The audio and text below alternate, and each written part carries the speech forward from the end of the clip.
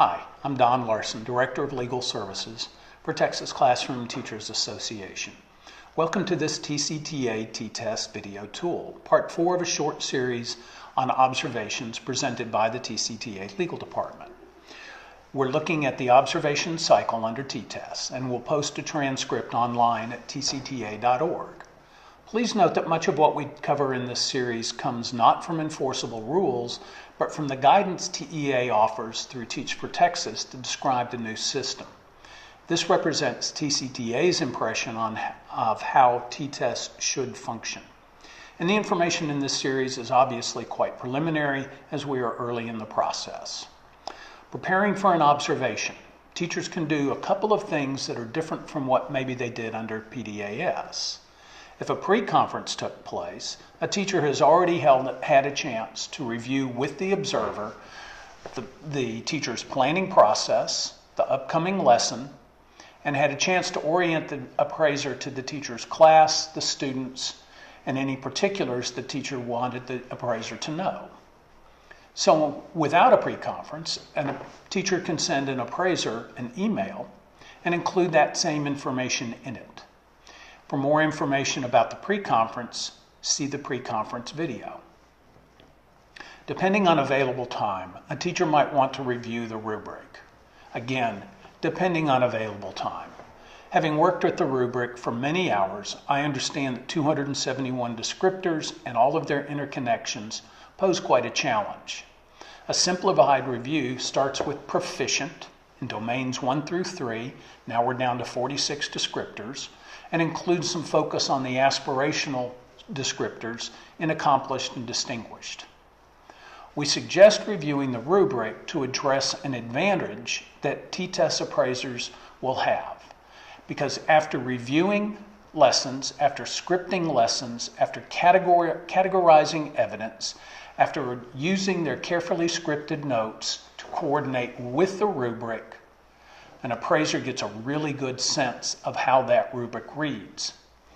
Teach for Texas also understands that after an appraiser categorizes the evidence, the appraiser becomes familiar with the practice of an observation. Teachers could also review the T-TESS skill dimension crosswalk. It identifies 28 different kinds of appraisal and classroom issues and coordinates them with the 12 dimensions. For example, student misunderstandings comes up in dimensions 2.1 through 2.3. On a side note, the skill dimension crosswalk serves as a great resource to use in conjunction with the rubric to develop T-TESS-based professional development goals. Is the score the bottom line? For some appraisers and teachers, nothing counts more than the score. Teachers who learned during the career ladder years, and those are blessedly long gone, they learned that 1/10 of a point on a TTAS observation could mean the difference between a $3,000 stipend and nothing.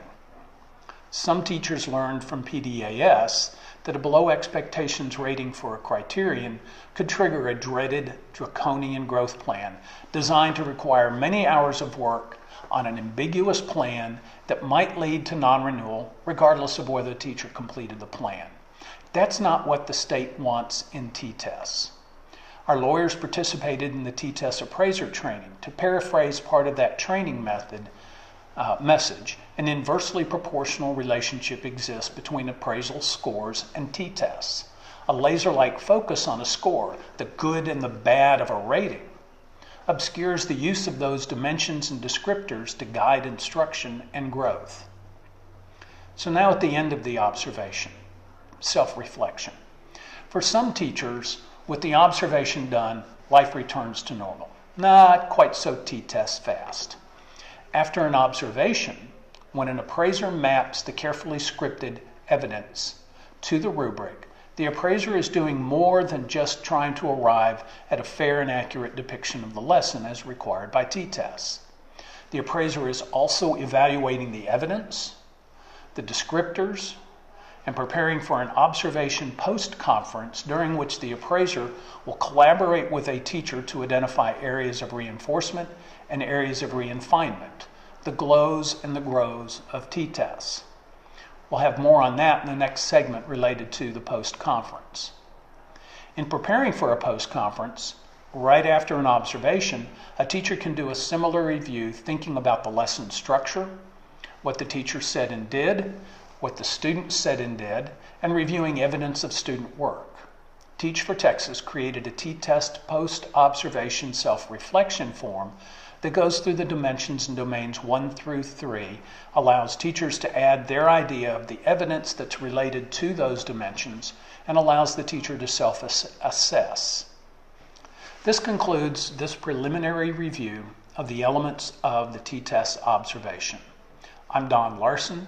Thank you very much for watching this TCTA T-TESS video tool.